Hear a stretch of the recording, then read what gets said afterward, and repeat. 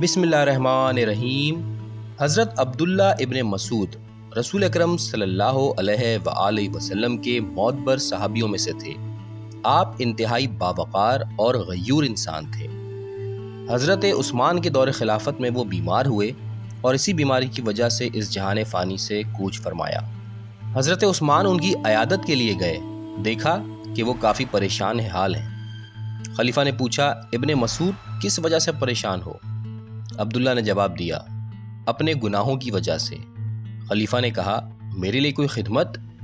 عبداللہ ابن مسعود نے فرمایا، میں اس وقت اللہ کی رحمت کا مشتاق ہوں۔ خلیفہ نے پھر کہا، اگر آپ کہتے ہیں تو میں کسی طبیب کو بلاؤں؟ عبداللہ ابن مسعود نے جواب دیا، حقیقی طبیب نے تو مجھے بیمار کیا ہے۔ خلیفہ نے کہا، اگر آپ چاہیں تو میں بیت المال سے آپ کے لیے وظیفہ مقرر کر دیتا ہوں۔